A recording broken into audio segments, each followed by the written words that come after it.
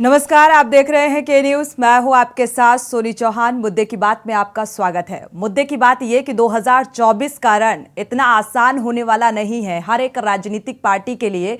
और यहां पर अगर अखिलेश यादव का जिक्र करें तो वो एमपी विधानसभा चुनाव में जिस तरीके से मशगूल नजर आ रहे हैं और यहां पर आजम खां को सजा हो गई है, दारा सिंह ने इस्तीफा दे दिया है, तो ऐसे में अखिलेश यादव यानी कि समाजवादी पार्टी के सामने चुनौती बड़ी है। और मुद्दे की बात में आज इसी बात का जिक्र करेंगे और इसी बात को लेकर हम चर्चा करेंगे।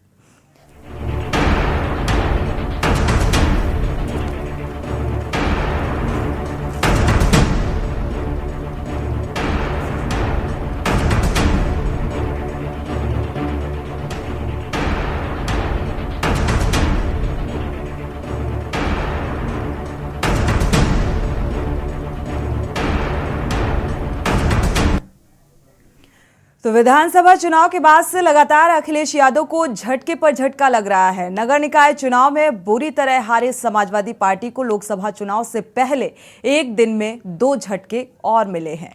पहला झटका आजम खान से जुड़ा है तो दूसरा विधायक दारा सिंह का। आजम खान को हेट स्पीच मामले में कोर्ट ने 2 साल की सजा सुनाई है। वहीं घोसी से सपा विधायक दारा सिंह ने विधानसभा की सदस्यता से इस्तीफा दे दिया है। 2024 से पहले यूपी की राजनीति में हो रहे बदलाव अखिलेश की राह में मुश्किलें खड़े कर सकता है। क्या है प्रदेश की सियासत का हाल, दिखाएंगे आपको इस रिपोर्ट के जरिए। लोकसभा चुनाव से पहले अखिलेश यादव ने पूरा जोर मध्य प्रदेश में होने वाले विधानसभा चुनाव पर लगा रखा है। दरअसल सपा दूसरे राज्यों में अपना जनाधार बढ़ाने की कोशिश कर रही है। इसको लेकर के सपा ने पड़ोसी राज्यों में अपने पांव पसारने शुरू कर दिए हैं। सपा उन जगहों पर पहुंच रही जहां विधानसभा चुनाव होने हैं। इसको लेकर के अखिलेश यादव ने कमर कस ली है। पार्टी सूत्रों की माने तो अखिलेश यादव 5 व 6 अगस्त को मध्य प्रदेश के खजुराहो भी जाएंगे और पीडीए का संदेश देंगे। यूं तो सपा काफी समय से वहां अपनी गतिविधियां बढ़ाने में लगी है, लेकिन अब विपक्षी एकाकी मुहिम के चलते उन्हें यहां भी रणनीति बदलनी पड़ सकती है। दूसरे प्रदेशों में जुटी सपा को लेकर के भाजपा ने यूपी में फायदा उठाया है। अखिलेश की जरा सी नजरें हटी तो भाजपा ने यूपी में अपनी चाल चल दी है। लोकसभा चुनाव की तैयारी में जुटी भाजपा ने दूसरे दलों में सेंधमारी का काम तेज कर दिया है। पिछले दिनों अखिलेश यादव ने पिछड़ा, दलित और अनुसूचित पानी पीडीए का गठन किया। इस गठन के पीछे समाजवादी पार्टी के राष्ट्रीय महासचिव बनाए गए स्वामी प्रसाद मौर्य की रणनीति बताई जा रही है। राजनीति के जानकारों की माने तो 2014 में अब तक पिछड़ा वोट बैंक को अपने पाले में रखने में कामयाबी हासिल की है। गैर यादव ओबीसी समाज का बड़ा हिस्सा भाजपा के पाले में रहा है। कभी बसपा और फिर भाजपा ने रहे स्वामी प्रसाद मौर्य के जरिए सपा वोट बैंकों में भी सेंधमारी कर चुकी है। वहीं भाजपा और सुहेल देव भारतीय समाज पार्टी के बीच हुआ गठबंधन लोकसभा चुनाव 2024 में प्रदेश के पूर्वांचल की 1.5 दर्जन से अधिक सीटों पर भाजपा की राह आसान करेगा। वहीं प्रमुख विपक्षी दल समाजवादी पार्टी और बसपा को झटका लगेगा। भाजपा ने लोकसभा चुनाव 2024 में प्रदेश की सभी 80 सीटें जीतने का लक्ष्य रखा है। सूत्रों की माने तो मुख्यमंत्री योगी आदित्यनाथ सरकार में जल्द ही मंत्रिमंडल का विस्तार होगा। सुबह सपा के अध्यक्ष ओम प्रकाश राजभर कैबिनेट मंत्री बनाए जाएंगे। सपा छोड़ने के बाद भाजपा में शामिल होने जा रहे दारा सिंह चौहान को भी मंत्रिमंडल में जगह मिलेगी। पार्टी के उच्च पदस्थ सूत्रों के मुताबिक सुबह सपा से हुए गठबंधन की शर्त तहत ओम प्रकाश राजभर को कैबिनेट मंत्री बनाया जाएगा। उन्हें सरकार में महत्वपूर्ण मंत्रालय की कमान भी मिल सकती है। अगले वर्ष होने वाले विधान परिषद चुनाव में सुबह सपा के एक कार्यकर्ता को परिषद में सदस्य भी बनाया जाएगा। वहीं सपा विधायक पद से इस्तीफा देने के बाद दारा सिंह चौहान भाजपा में शामिल होंगे। पूर्वांचल के चौहान नोनिया वोट बैंक पर मजबूत पकड़ रखने वाले दारा सिंह को भी मंत्रिमंडल में शामिल किया जाएगा। भाजपा और सुहेल देव भारतीय समाज पार्टी के बीच हुआ गठबंधन लोकसभा चुनाव 2024 में प्रदेश के पूर्वांचल की 1.5 दर्जन से अधिक सीटों पर भाजपा की राह आसान करेगा। वहीं प्रमुख विपक्षी दल समाजवादी पार्टी और बसपा को झटका लगेगा। भाजपा ने लोकसभा चुनाव 2024 में प्रदेश की सभी 80 सीटें जीतने का लक्ष्य रखा है। इस लक्ष्य को पूरा करने के लिए पार्टी को पिछड़े वर्ग के प्रमुख कुर्मी, राजभर, निषाद, जाट, मौर्य, शाक्य, सैनी, कुशवाहा, लोधी वोट बैंक की आवश्यकता है। कुर्मी वोट बैंक के लिए भाजपा ने अपना दल एस से गठबंधन किया है। निषाद वोट बैंक के लिए निषाद पार्टी से गठबंधन किया है। मौर्य, शाक्य, सैनी, कुशवाहा और लोधी समाज को भाजपा का परंपरागत वोट बैंक माना जाता है। ऐसे में भाजपा के लिए सबसे बड़ी चुनौती राजभर समाज के वोट बैंक हासिल करना है। प्रबुद्ध चौहान, स्पेशल डेस्क के न्यूज इंडिया। एक बात तो साफ है, राजनीति में कब क्या हो जाए और कब क्या बदलाव नजर आ जाए ये कहा नहीं जा सकता, क्योंकि पिछले कुछ अरसे से अगर देखा जाए, अगर हम सुभाषपा प्रमुख ओपी राजभर का जिक्र करें तो उनकी बयानबाजी आपने पिछले कुछ सालों में सुनी होगी। 2021 के दरमियान जो लगातार तल्ख बयानबाजी सामने आती रही बीजेपी के खिलाफ, वो आज बीजेपी में शामिल हो गए हैं और बीजेपी का दामन थाम लिया। बीजेपी जिस तरीके से सक्रिय है, अब इसे चाहे राजनीतिक मजबूती कहा जाए या मजबूरी कहा जाए, आज मुद्दे की बात में इसी बात को लेकर हम चर्चा करेंगे। क्योंकि अखिलेश यादव, अगर सपा प्रमुख अखिलेश यादव का जिक्र करें तो वो जिस तरीके से एमपी विधानसभा चुनाव में मशगूल नजर आ रहे हैं, तैयारियों में नजर आ रहे हैं, तो 2024 की राह जो है वो इतनी आसान होने वाली नहीं है और उसके लिए रणनीति में बदलाव करना होगा। वो बदलाव किस तरीके से किए जाएंगे वो जानेंगे इस चर्चा के दौरान। आपका परिचय करा देते हैं, हमारे साथ खास मेहमान जुड़े हुए हैं। सपा प्रवक्ता चंचल यादव जुड़े हुए हैं, स्वागत है आपका इस चर्चा में शामिल होने के लिए। आलोक त्रिपाठी जी हैं, वरिष्ठ पत्रकार, आपका भी स्वागत है इस चर्चा में शामिल होने के लिए। अशोक चौहान जी हैं, बीजेपी पूर्व विधायक हैं, आपका बहुत बहुत स्वागत है इस चर्चा में शामिल होने के लिए। आप सभी मेहमानों का बहुत बहुत स्वागत। राजनीति, अगर देखा जाए, राजनीति में कब क्या हो जाए ये बड़ा पहले लगता था, अचंभित कर देने वाली तस्वीरें कभी भी कहीं से भी किसी भी कोने से सामने आ सकती हैं। अशोक चौहान जी, शुरुआत आपसे कर लेते हैं। अगर देखा जाए तो क्या लगता है, चाहे पिछड़े वोट बैंक का जिक्र कर लें या ओबीसी वोट बैंक का जिक्र कर लें या निषाद वोट बैंक का जिक्र कर लें, क्या लगता है वहां पर बीजेपी कमजोर पड़ती दिखाई दे रही है, उसकी स्थिति कमजोर थी? जो इस तरीके के गठबंधन होते नजर आ रहे हैं, इस तरीके के बदलाव होते नजर आ रहे हैं, 2024 को लेकर क्या कहेंगे? क्या कुछ तैयारी? अशोक चौहान जी। ये मुझसे सवाल किया? जी जी, आप ही से शुरुआत आपसे ही कर लेते हैं। भारतीय जनता पार्टी की सरकार भारी बहुमत से मोदी जी के नेतृत्व में आने वाली है, क्योंकि समाजवादी पार्टी का पाप का घड़ा भर चुका है। चूंकि हम लोग तो एमपी क्षेत्र से हैं और यहाँ क्या स्थिति रहती है समाजवादी पार्टी की सरकार में, ये हम लोग अच्छी तरीके से जानते हैं। प्रदेश की जनता भी जान गई है और निश्चित रूप से 2024 में भारतीय जनता पार्टी पक्ष में भारी समर्थन करके मोदी जी को प्रधानमंत्री बनाने का काम प्रदेश सरकार करेगी। क्या 2024 के लिए, 2024 को फतेह करने के लिए समाजवादी पार्टी को अपनी रणनीति में बदलाव करना होगा? इस बात को मानते हैं, जिस तरीके से जो भूमिका नजर आ रही है सपा प्रमुख अखिलेश यादव की, क्योंकि इतनी ये राह आसान होने वाली नहीं है। दारा सिंह ने इस्तीफा दे दिया, आजम खां को सजा हो गई, क्या कहेंगे? देखिए, 2024 के लिए जो तैयारी अखिलेश यादव की चल रही है जी, उससे तो ये मान के चलिए कि उनकी हार निश्चित है। क्योंकि उनके पुराने साथी जितने भी हैं सब छोड़ के जा रहे हैं और वो भी इसलिए जा रहे हैं क्योंकि स्वार्थ है उनका और स्वार्थ के आगे सारे लोग उनको छोड़ रहे हैं। स्वार्थ है। और अगर ओपी राजभर ने बीजेपी का दामन थाम लिया या पहल 1 साल से हो रही थी, लगातार बीजेपी की तरफ से भी प्रयास किए जा रहे थे, तो इसे क्या कहेंगे? देखिए, ओपी राजभर जी हमारे साथ पहले भी रहे हैं और कुछ मतभेद के कारण वो छोड़ के चले गए थे, लेकिन अब पुनः एक बार जो है उनका पुनः आगमन हुआ है, उससे निश्चित रूप से एनडीए मजबूत हुआ है। चलिए, हालांकि कवायद पहले रही है, लेकिन वो तल्ख बयानबाजी, वो तल्ख तेवर भी ओपी राजभर, सुभाषपा प्रमुख ओपी राजभर के देखे गए हैं। और एक बार फिर से, हालांकि ये प्रयास पिछले 1 साल से जारी है, बीजेपी की तरफ से भी कवायद की जा रही थी। उन्होंने ऐलान भी कर दिया इस बात का कि 2024 में लोकसभा चुनाव बीजेपी के साथ लड़ा जाएगा। तो मुझे लगता है हर एक राजनीतिक दल अपनी स्थिति को मजबूत करने की कवायद में जुटे हुए हैं। हमारे साथ चंचल यादव जी भी हैं, सपा प्रवक्ता जुड़े हुए हैं।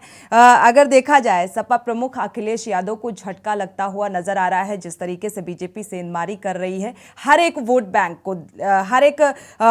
को लेकर। अगर देखा जाए, बात की जाए, तो यहाँ पर कितनी मजबूत है समाजवादी पार्टी? अपने आप को कहां देखते हैं 2024 की राह में? चंचल जी। देखिए सोनी जी, सबसे पहली बात तो आपको ये समझने की जरूरत है कि दोनों जो ये गए हैं, ओम प्रकाश राजभर जी या दारा सिंह चौहान जी, ये दोनों लोग भारतीय जनता पार्टी के लोगों ने तोड़ा है और ये इन्हीं के लोग थे और हमारे पास आ गए थे।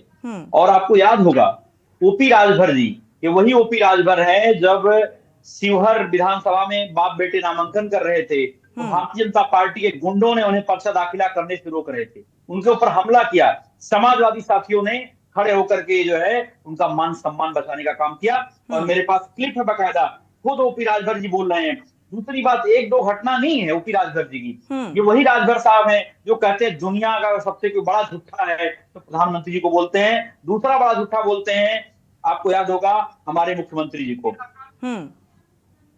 आप ये सुनिए।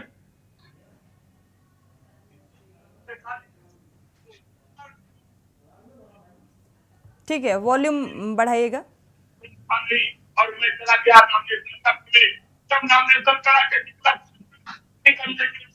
इन लोगों ने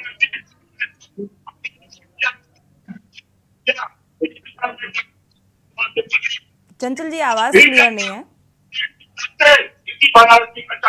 जो मैं आपके पास भी क्लिप होगी ये, मैं अपनी बात रखता हूं कि जिस तरीके से ये आदरणीय राजभर जी की क्या मजबूरी है, जिन शर्तों के साथ भारतीय जनता पार्टी के साथ राजभर जी जुड़े थे पहले, और वो शर्तें जब नहीं मानी भारतीय जनता पार्टी के लोगों ने, क्योंकि दुनिया की सबसे चीटर पार्टी है, अगर आपने देखा होगा पूरे हिंदुस्तान की सबसे धोखेबाज पार्टी है, चाहे जेडीयू हो, आते हैं शिवसेना हो, चाहे अगर आपने देखा होगा अकाली दल हो, चाहे आपने देखा होगा रामविलास पासवान की पार्टी हो, चाहे वो जेजेपी हो, पूरे हिंदुस्तान में जितनी भी पार्टियों का गठबंधन करने का काम किया, उन सारी पार्टियों को पीठ में तो गठबंधन तो ओपी राजभर ने बहुजन समाजवादी पार्टी और समाजवादी पार्टी के साथ भी करने को कहा था, और ये कहना था उनका कि हम बीजेपी के साथ नहीं जाएंगे, हम समाजवादी पार्टी के साथ जा सकते हैं, हम बहुजन समाजवादी पार्टी के साथ जा सकते हैं। सुनिए, आदरणीय राजभर जी ने भी जल्द ही बोला था, उन्होंने कहा था कि बहन जी को प्रधानमंत्री बनाया जाएगा, बहन जी को प्रधानमंत्री बनाया जाए, और चंद दिन में ही उनकी बात पलट गई। तो ऐसे लोगों को क्या मतलब? ये लोग बोलते रहते हैं, सुनते रहते हैं, लेकिन एक बात जरूर है सोनी जी, आज पूरे देश में जो मोदी ब्रांड था, जो मोदी चेहरा था, आज वो डाउन हो गया है। इसीलिए भारतीय जनता पार्टी की छटपटाहट है कि कैसे अशोक चौहान जी तो कह रहे हैं कि 2024 में ये निश्चित है, जिस तरीके का स्वार्थ है तो समाजवादी पार्टी हारेगी, पूरे कॉन्फिडेंस के साथ ये बात कह रहे हैं। जी, भारतीय जनता पार्टी के पाप का घड़ा भर चुका है, और आप जितने भ्रष्टाचारी हैं, अगर कोई सरल है तो भारतीय जनता पार्टी के अंदर सरल है। आपको याद होगा, प्रधानमंत्री चंद दिन पहले बोलते हैं, कहते हैं कि हिंदुस्तान में जितनी भ्रष्ट पार्टियां हैं वो सब गठबंधन कर रही हैं, और वो जो है एनसीपी को नेशनल करप्ट पार्टी बोलते हैं। 2 दिन बाद जो है भारतीय जनता पार्टी के लोग उन्हें शपथ दिलाने का काम करते हैं। जब इतिहास में भारतीय जनता पार्टी का इतिहास लिखा जाएगा, प्रधानमंत्री कार्यकाल का इतिहास लिखा जाएगा, एक काला दौर लिखा जाएगा। जान लीजिए किस तरीके से प्रधानमंत्री जी 2 दिन पहले बोलते हैं। अशोक चौहान जी, मैं समाजवादी पार्टी के जो प्रवक्ता है उनसे पूछना चाहता हूँ कि यह दुनिया भर का एग्जाम्पल दे रहे राजभर जी के लिए। गेस्ट हाउस कांड के बाद मायावती जी से इन्होंने गठबंधन किया, तब इनकी क्या मजबूरी थी? मैं इनसे जानना चाहता हूँ कि लोकसभा चुनाव ये लोग साथ साथ लड़े, गेस्ट हाउस कांड में इन्होंने मायावती जी का चीरहरण किया, और उसके बाद साथ भारतीय जनता पार्टी के लोगों की साजिश थी। राजनीति में कुछ भी अटल बिहारी वाजपेयी जी का इंटरव्यू पढ़ लीजिएगा, कुछ भी स्थायित्व नहीं होता है। इस तरीके से आप लोग डिवाइड एंड रूल का काम करते हो। ठीक है, बात पूरी कर लीजिए जी। बात कर रहे थे, मैनपुरी में इतना विकास हो गया है, किसी भी जिले में विकास करा के दिखा दो, आपकी सरकार बनी हुई है। ठीक है, बात क्या बात गठबंधन पे करेंगे हो आप? रही है, बात 2024 के चुनाव की तैयारियों को लेकर हो रही है कि कौन कितना तैयार है और गठबंधन को मजबूती के लिहाज से देखा जाए या मजबूरी के लिहाज से देखा जाए, क्योंकि गठबंधन में भी देखा जाए स्थिरता नजर नहीं आती है। जी अपनी बात को पूरा कर लीजिए अशोक चौहान जी। मैं इनसे कहना चाहता हूं समाजवादी पार्टी के मित्र से कि समाजवादी पार्टी की सरकारों में मैनपुरी जो विकास की बात कर रहे हैं, मैनपुरी में विकास हुआ कट्टे का, बंदूक का, राइफल का, गुंडई का, बलात्कार का, मैनपुरी का इसका विकास हुआ था और उसके अलावा कोई विकास मैनपुरी में नहीं हुआ है। और आपकी सरकार ने क्या काम किया 6 सालों में? एक कोई काम बताइए। सड़कें इन्होंने बनाई हैं आज तक उनका मैनपुरी के अंदर कोई एक काम बता दीजिए चौहान जी, आपने कोई काम किया और 6 सालों में आपकी 9 साल की सेंट्रल गवर्नमेंट सरकार में? मैनपुरी में सीधी सीधी तस्वीरें दिखाते हैं, आप सभी मेहमानों का वापस रुख करेंगे। दारा सिंह ने ये सीधी तस्वीरें इस वक्त की आपको दिखा रहे हैं। समाजवादी पार्टी को छोड़कर इस्तीफा दे दिया था अभी तक जिस बात का जिक्र कर रहे थे, और बीजेपी का दामन थामते हुए नजर आ रहे हैं। डिप्टी सीएम की भी मौजूदगी है, प्रदेश अध्यक्ष की भी मौजूदगी है। आप ये तस्वीरें देख पा रहे हैं इस वक्त, एक्सक्लूसिव तस्वीरें के न्यूज में। दारा सिंह ने इस्तीफा दे दिया और बीजेपी का दामन थामते हुए नजर आ रहे हैं। ये मंच में तो बुके देखकर आप देख पा रहे हैं डिप्टी सीएम की मौजूदगी, प्रदेश अध्यक्ष की मौजूदगी के बीच बीजेपी का दामन थामते हुए ये तस्वीरें दारा सिंह की। समाजवादी पार्टी का दामन छोड़कर बीजेपी का दामन थामा है।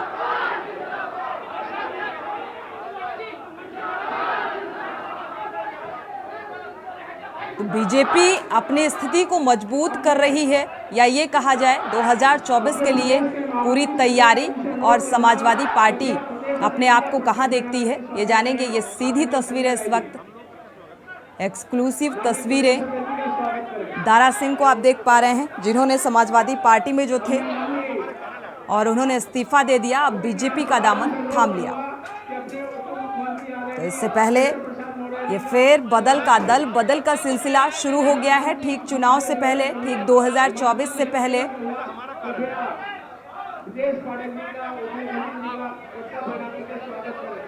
क्योंकि आजम खां एक प्रमुख चेहरा रहे हैं समाजवादी पार्टी का, लेकिन वो इस वक्त उनको सजा सुना दी गई है। तो एक ये चेहरा और दूसरा चेहरा दारा सिंह का भी बेहद अहम माना जाता है समाजवादी पार्टी में, और इस्तीफा देकर आज इन्होंने बीजेपी का दामन थाम लिया है, हाथ जोड़कर। आप ये बेहद खास तस्वीरें हैं।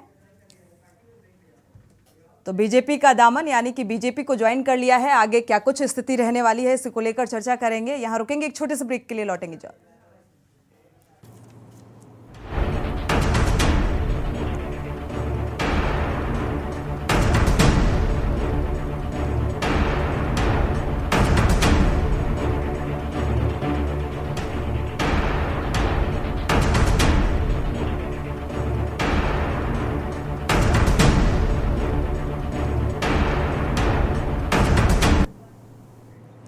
ब्रेक से वापस आ रहे हैं, सीधे रुक करते हैं लखनऊ बीजेपी मुख्यालय का, जहां पर दारा सिंह ने बीजेपी का दामन थामा है। डिप्टी सीएम ब्रजेश पाठक क्या कुछ कह रहे हैं, सुनाते हैं आपको।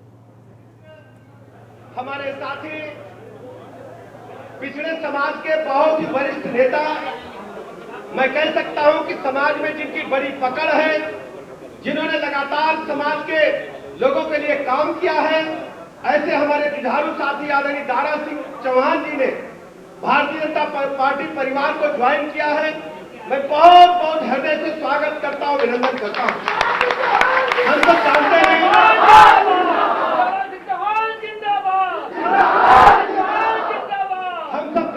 कि भारतीय जनता पार्टी के पास दुनिया के सर्वाधिक लोकप्रिय नेता आदरणीय प्रधानमंत्री नरेंद्र मोदी जी हैं। पूरे भारतवर्ष में भारतीय जनता पार्टी का परिवार, राजग का परिवार लगातार बढ़ रहा है। इसी अनुक्रम में आप देख रहे हैं उत्तर प्रदेश में सबका साथ, सबका विकास, सबके विश्वास के आधार पर माननीय मोदी जी के मार्गदर्शन में सर्व समाज के लोग भारतीय जनता पार्टी के साथ लगातार जुड़ रहे हैं। भारतीय जनता पार्टी ने 2014 से लेकर अब तक जो यात्रा की है, सर्व समाज में पैठ बनाते हुए माननीय मोदी जी की गरीब कल्याण योजनाएं चलिए, फिलहाल ये बेहद खास तस्वीरें, यानी कि दारा सिंह चौहान ने बीजेपी का दामन थाम लिया है। एक अच्छी पकड़, एक अच्छी पैठ और एक लोकप्रिय नेता। आलोक त्रिपाठी जी वरिष्ठ पत्रकार हमारे साथ जुड़े हुए हैं, आपका रुख करेंगे। आलोक त्रिपाठी जी, एज ए पत्रकार राजनीति को बेहतर समझते हैं आप। जो बदलाव, जो दल बदल का सिलसिला शुरू हुआ है ठीक चुनाव से पहले, ये कितना कारगर किस पार्टी के लिए सिद्ध होने वाला है, और साथ ही जो ये तस्वीरें आप देख पाए, इसको लेकर आप क्या कहेंगे? देखिए सोनी जी, चुनाव नजदीक है और जब चुनाव आता है तो ये सब चीजें आम बात हो जाती हैं। खास बात यह है कि अब जो नेता हैं उनकी पार्टी के प्रति वफादारी नहीं रही, ये सबसे बड़ी बात है। पहले वफादारी बहुत जरूरी होती थी, लेकिन अब वफादारी खत्म हो गई है। चाहे सत्ता किसकी है, तो विरोधी कौन था, कब कौन किस में शामिल हो जाएगा, अब ये कहना मुश्किल है। जो पानी पी पी के कोसते थे भाजपा को, आज वो भाजपा में शामिल हो गए। ठीक, जो राजभर है जिन्होंने अपने मुद्दों को लेकर के भाजपा से दूरी बढ़ाई थी, आज फिर वो भाजपा में सहयोगी बन गए। तो ये एक अलग तरह की राजनीति हो रही है। और ये इस समय जो भाजपा है, वो भाजपा देखिए पूरे यूपी में 80 की 80 सीटें जीतने का लक्ष्य लेके चल रही है। और उसको कैसे जीतना है, पूरब से लेके पश्चिम तक। पूरब में जो उसको कमजोरी नजर आ रही थी, उस कमजोरी को उसने दूर करने के लिए राजभर से बात की और राजभर को भी अपने साथ में मिला लिया।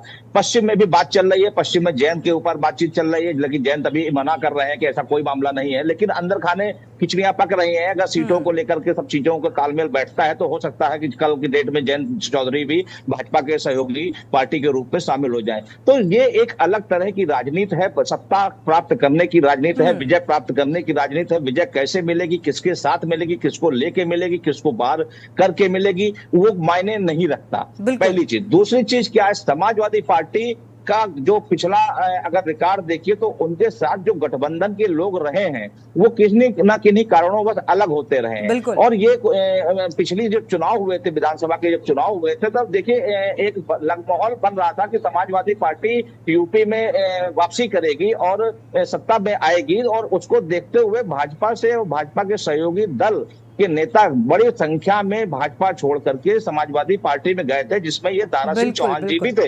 ठीक, लेकिन अब उनको लग रहा है कि भविष्य में हमारा जो सुरक्षित होगा वो भाजपा में ही है। जो जिताऊ पार्टी दिख रही है वो भाजपा दिख रही है। इसीलिए लोग भाजपा की नैया पे फिर से सवार होना चाह रहे हैं और अपनी बैतरणी पार करना चाह रहे हैं। तो ये 2024 के चुनाव जो नजदीक आते जाएंगे, इस तरह की स्थितियां बनती जाएंगी। अभी तो ये शुरुआत हुई है, दारा सिंह चौहान हो या राजभर हो, अभी और भी भाजपा को जहां लगेगा जो नेता मजबूती से दिखेंगे, बिल्कुल, और जहां पर लगेगा कि यहां पर थोड़ा सा वोट बैंक की जो स्थिति है कमजोर पड़ती नजर आ रही है, तो वहां पर भी ऐसी ही कुछ स्थितियां या ऐसी ही कुछ तस्वीरें सामने आ सकती हैं। चंचल यादव जी, आपका रुख करेंगे। अगर देखा जाए तो मुझे लगता है राजनीति में सत्ता की कुर्सी बेहद अहम होती है और कोई भी डूबती कश्ती में सवार नहीं होना चाहता। इस बात को मानते हैं आप? देखिए, दो चीजें मैंने आपको बताया कि ये चंद दिनों पहले ये लोग सपा से जुड़े थे और इन्होंने जो इनका रवैया था, आपने देखा होगा। चौहान जी की जहां पर बात है, मैं उनके पड़ोस जिले से रहने वाला हूँ, बगल का रहने वाला हूँ, और एक सीट मात्र तक अभी वो, अगर इस बार जनता के बीच में फिर उपचुनाव होगा तो आप देखेंगे कि अपने खुद की सीट भी हारने का काम करेंगे, फिर लड़ेंगे चुनाव, आने वाले समय बताएगा।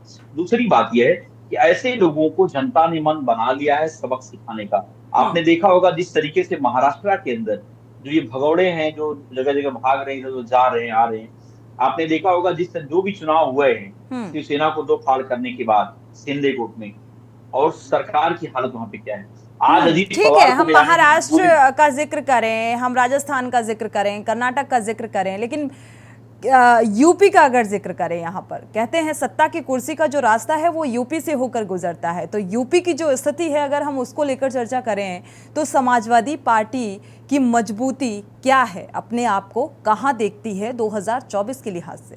समाजवादी पार्टी, सोनी जी आपको बताएं हम कि समाजवादी पार्टी के पास जो है बूथ से लेकर के सेक्टर प्रभारी, जोन प्रभारी, जिले प्रभारी से लेकर हमारे पास ग्राम पंचायत सदस्य से लेकर के क्षेत्र पंचायत सदस्य, जिला पंचायत सदस्य, हमारे पास कैडर की पार्टी है और हमारे पास मजबूत कार्यकर्ता है। एक एक सीट पे एक एक बूथ पे लड़ाई लड़ने वाले लोग हमारे पास हैं। समाजवादी पार्टी आप 2004 का आप याद करिए, 2004 में हमारे पास 40 लोकसभा की सीटें हुआ करती। आप निश्चिंत हो जाइए, 2024 का समय है, आप देखेंगे उत्तर प्रदेश 50, उत्तर प्रदेश में। लेकिन पार्टी के लीडर का जो फोकस है वो भी होना चाहिए ना, फोकस उनका कहां पर है? देखिए हमारा फोकस है पिछड़ा, दलित, अल्पसंख्यक, पीड़ित। आपने देखा होगा जिस तरीके से ऐसा कौन सा परिवार है, पिछड़ा है, दलित है, जो महंगाई, भ्रष्टाचार से परेशान नहीं है, जो अपने बच्चे की फीस से परेशान नहीं है। इन्होंने एक भी बेड बढ़ाने का काम नहीं किया लखनऊ के आसपास जिलों में, और केवल ये जुमलेबाजी के अलावा इनके पास कुछ काम नहीं है। अभी वो चौहान साहब से मैंने पूछा, मैनपुरी में कोई एक काम बता दो, छोड़ के भाग गए, वो नहीं बोल पाए। अभी अगर आप किसी बीजेपी के नेता से, कार्यकर्ता से बात कर लो कि आप ये बताओ 50 बेड का अस्पताल लखनऊ में कहां बनाया सरकार ने, वो नहीं बता पाएंगे। एक कोई स्कूल बता तो नहीं बता पाएंगे।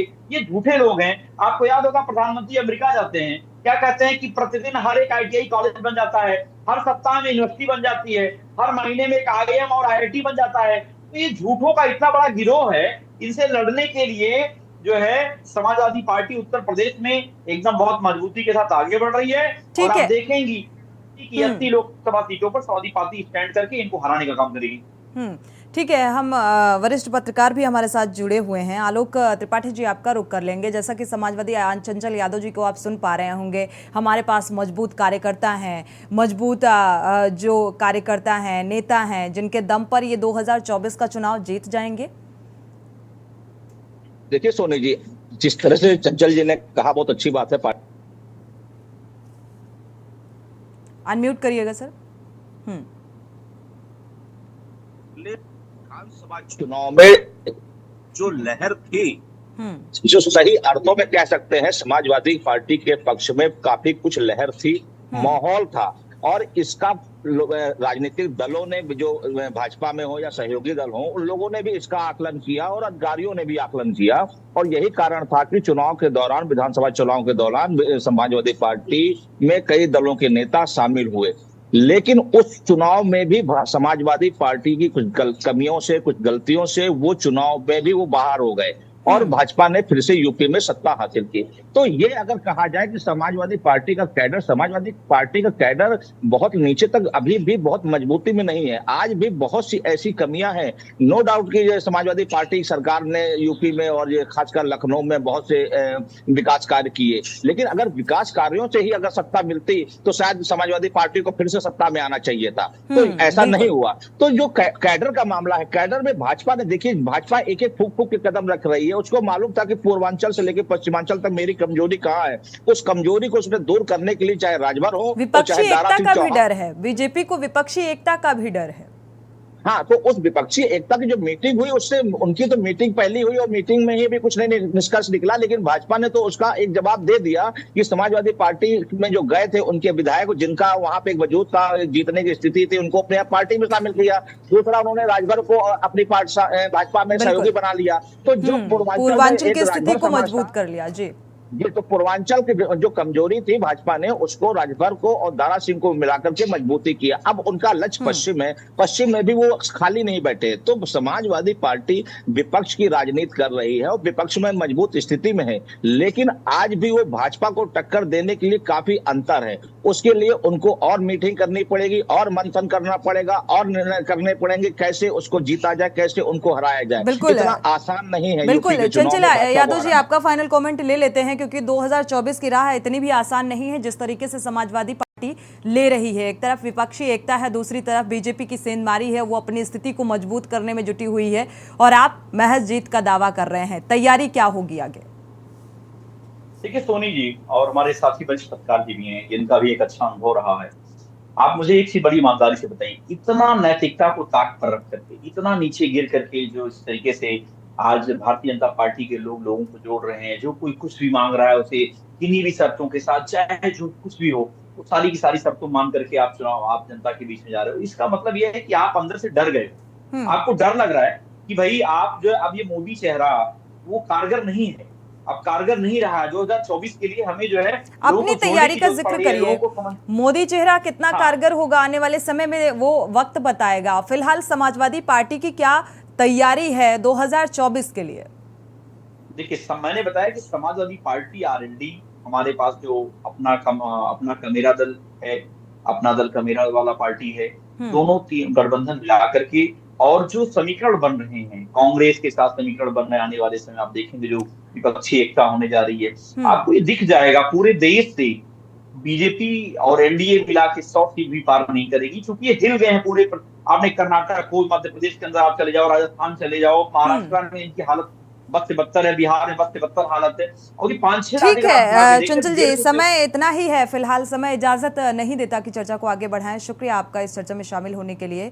लोक त्रिपाठी जी, आपका भी बहुत बहुत शुक्रिया, क्योंकि जिस तरीके से समाजवादी पार्टी की स्थिति नगर निकाय चुनाव में भी कैसी रही सभी ने देखा। तो इतना आसान नहीं है 2024 की राह को आसान बनाना। और यहाँ पर एक तरफ विपक्षी एकजुटता है, एकता है, दूसरी तरफ बीजेपी भी अपनी स्थिति को मजबूत करने की कवायद में जुट गई है। सुभाषपा प्रमुख ओपी राजभर ने बीजेपी का दामन थाम लिया है। 2019 के दरमियान क्या कुछ तेवर रहे ओपी राजभर के, और आज 2019 से 2024 से पहले ऐसे क्या कुछ बदलाव आए कि उन्होंने बीजेपी का दामन थाम लिया, क्योंकि राजनीति में कभी भी कुछ भी जायज है। मुद्दे की बात में फिलहाल बस इतना ही। आगे खबरों के लिए आप देखते रहिए के न्यूज़ इंडिया।